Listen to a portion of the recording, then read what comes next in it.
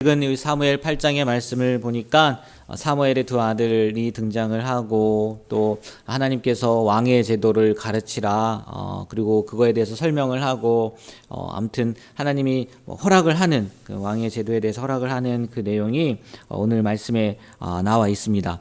이 중이 제 머리 못 깎는다라는 이야기 들어보셨을 거예요. 무슨 얘기냐? 사무엘에게도 보니까 그 자녀 교육이 그 엘리 제사장처럼은 아니더라도 쉽지 않았던 것 같아요. 그 두 아들의 이름이 요엘, 여호와는 하나님이시다라는 뜻이 있고요. 아비야, 여호와는 아버지. 이런 귀한 이름이 있는데, 이름의 뜻이 있는데, 그리고 또 사사의 직분을 맡았음에도 불구하고 아버지 사무엘처럼 전적으로 하나님 아버지의 뜻대로 살지 못했던 것 같아요. 오늘 말씀해 보니까 이익을 따라 뇌물을 받고 판결을 굽게 했다라고 기록되어 있습니다. 사무엘의 성품이나 또 그 사무엘의 삶을 우리가 보면 분명히 자녀 교육에 있어서도 철저하지 않았을까라는 생각은 들거든요. 나와 있진 않아서 정확하게 모르겠지만 사무엘의 성품, 또 이스라엘 백성들에도 그렇게 외치는데 자녀들에게 가르치지 않았겠습니까? 분명히 하나님을 어떻게 섬겨야 하는지, 또 사사로서 어떤 삶을 살아야 하는지 가르쳤을 거예요. 그럼 문제는 누구겠습니까? 사무엘보다는 아마 두 아들 요엘과 아비야가 아버지의 말씀대로 그렇게 살지 않았다라고 생각할 수 있을 것 같아요. 그래서 그런 건지는 모르겠지만 사무엘에게요, 그 이스라엘 모든 장로들이 오늘 말씀해 보니까 5절을 보니까 이렇게 이야기를 합니다. 당신은 늙고 당신의 아들들은 당신의 행위를 따르지 아니하니 모든 나라와 같이 우리에게 왕을 세워 우리를 다스리게 하소서라고 이야기를 해요. 이 말씀 가운데 숨어 있는 내용이 뭐냐면요. 그러니까 장로들의 마음이 이런 마음이라는 거예요. 사무엘, 당신도 이제 나이가 들었으니까 불안하고 언제 죽을지 모른다는 거겠죠. 나이가 들어서 불안하고 또 당신의 아들들도 불안하니까 강력한 왕, 이방 사람들처럼 그 왕을 세워달라라고 이렇게 요구를 했다는 거죠. 아마 가뜩이나 나이 들어서 지금 서러울 텐데 사무엘이 자기도 뭐 알지 않겠습니까? 이제 갈 날이 얼마 남지 않았다는 거. 그것도 서러운데 나이 들어서 그렇다고 얘기를 하고 또 아들들의 문제도 마음이 아픈데 아들들도 얘기를 하면서 아마 이 사무엘의 마음을 이렇게 가슴을 후벼 파는 말이지 않을까 그런 생각이 들더라고요. 그러면 왜 이스라엘 백성들이 이렇게 불안해하느냐는 거예요. 뭐 표면적으로는 사무엘도 나이가 먹었다 얘기하고 아들들은 당신 행위를 따르지 아니하니 라고 이야기는 했지만 그거는요, 하나님을 믿지 않는 불신이 여전히 이들에게는 있었다는 거예요. 전능하신 하나님, 또 어제 말씀이었죠. 미스바에서 그 큰 구원을 이루게 하지 않으셨습니까? 그럼에도 불구하고요, 이들은요, 그 하나님이 사무엘의 하나님만 된 거예요. 자신들의 하나님이라고는요 생각하지 않은 거예요. 하나님도요 그런 그들을 말씀으로 설명해 주는데요. 7절 8절이 그 말씀이거든요. 사무엘 너와는 상관없다. 나를 버린 거고 사무엘을 버린 게 아니라는 거예요. 나를 버린 거고 나를 왕으로 생각하지 않기 때문이다. 그러니까 사무엘의 하나님일 뿐이라는 거죠. 자기들의 하나님은 아닌 거예요. 그건 지금에서 이루어진 게 아니라 과거부터 쭉 그렇게 살아온 그들의 모습이다 라고 하나님께서요 사무엘에게 그렇게 이야기를 해주셨다는 거죠. 만약 그들이 하나님을 제대로 믿었다면, 그리고 정말 하나님만을 전적으로 신뢰했다면 지금 일어나고 있는 문제에 대한 두려움, 불안감보다는요 앞으로 일하실 하나님을요 기대함으로 나왔어야 돼요. 아니 하나님께 물었어야 돼요.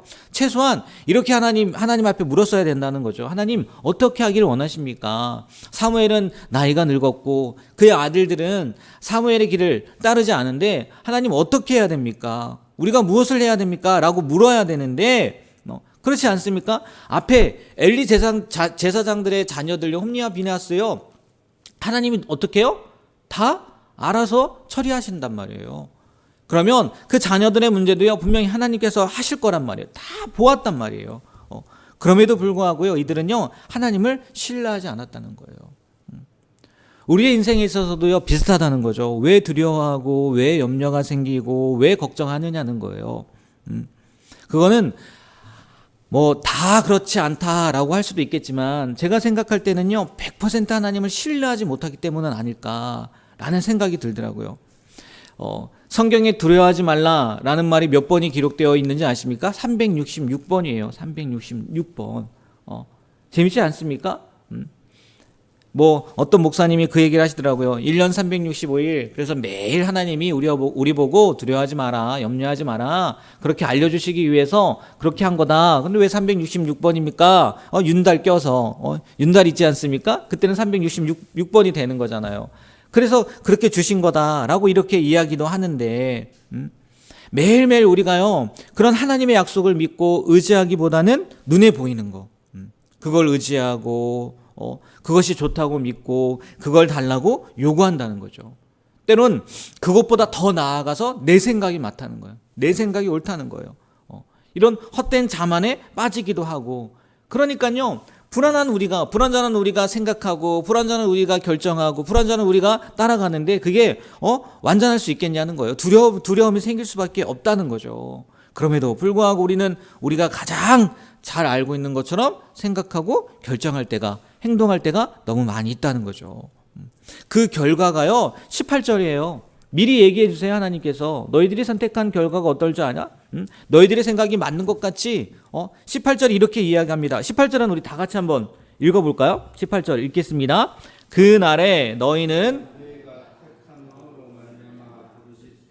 그날에 여호와께서 너희에게 응답하지 아니하시리라 하니.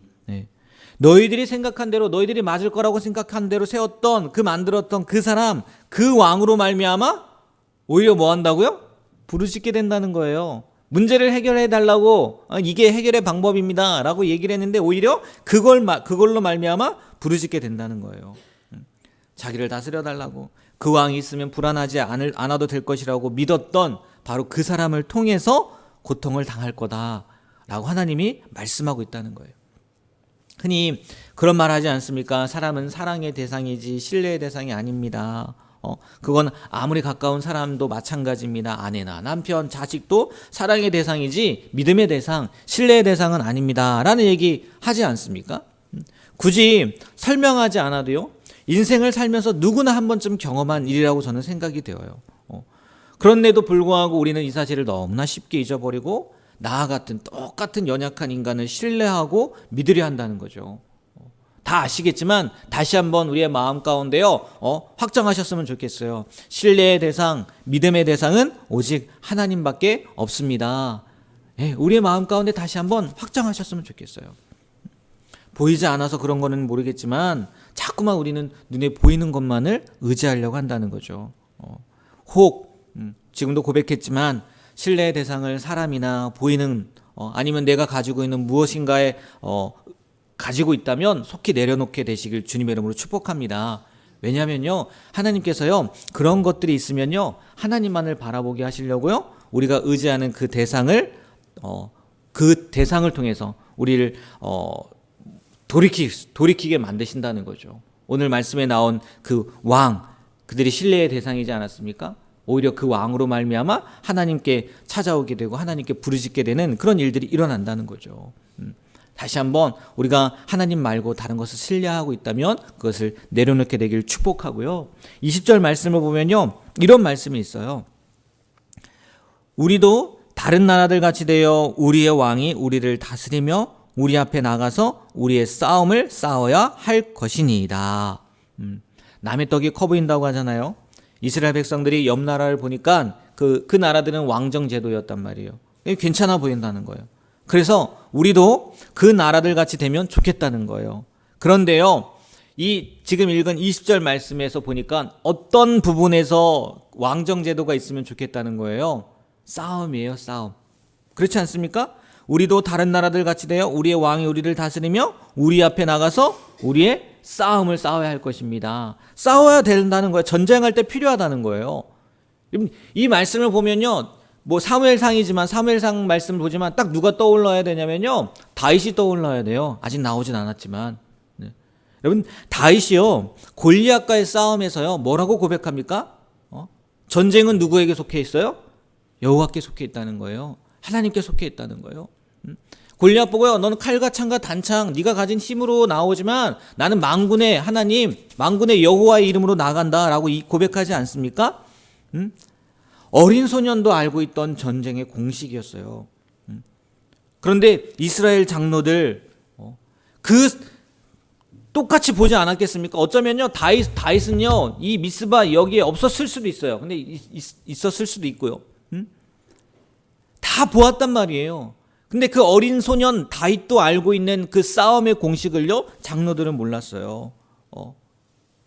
똑같이 보았음에도 불구하고요 다윗은 전쟁은 하나님께 속한 거다라고 고백하고 있고요. 장로들은요 아닙니다. 왕들이 우리 대신해서 싸워야 됩니다. 전쟁은요 이 힘 있는 사람들이 싸워야 됩니다. 이렇게 이야기하고 있다는 거예요. 여러분 이게 눈에 보이는 싸움이지만 영적인 싸움도 마찬가지 아니겠습니까? 뭐 더 맞는 거죠. 더 당연한 거죠.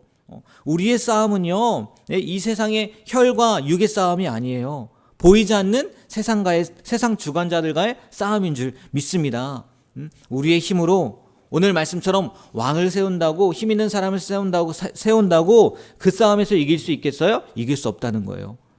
하나님만이 우리의 승리 공식인 줄 믿습니다. 네, 여러분 어떠한 일이 있든지 특별히 하나님 눈에 보이지 않는 이 영적인 싸움 가운데에서 하나님이 우리의 왕이 되어 주시옵소서. 아니 그 부분만이 아니라 모든 부분에 있어서 하나님이 우리의 왕이십니다 라고 고백하고요 그 영적인 싸움에서도요 늘 승리할 수 있는 그런 귀한 삶을 살아가시게 되길 주님의 이름으로 축복합니다. 기도하겠습니다. 하나님 오늘 이스라엘 백성들의 그 모습이 우리의 모습이 되지 않게 되길 소망합니다. 전적으로 하나님만을 의지하고 하나님만을 신뢰하고 특별히 이 싸움 가운데에서 영적인 싸움 가운데에서 하나님이 우리의 승리의 공식이라는 것을 늘 기억하며 나아가는 우리가 되게 하여 주시옵소서. 그리하여 하나님만 바라보게 하시고 또 이 신앙의 여정, 삶의 여정 가운데에서 늘 하나님이 기뻐하시고 또 하나님이 바라시는 하나님이 옳다고 여기시는 그런 길들을 걸어가게 되는 우리의 삶이 되게 하여 주시옵소서. 문제가 있을 때 어려움이 있을 때 내 힘, 내 능력을 의지하는 것이 아니라 만군의 여호와의 이름으로 나아감으로 말미암아 늘 승리하는 우리가 되게 하여 주시옵소서. 예수님의 이름으로 기도합니다. 아멘.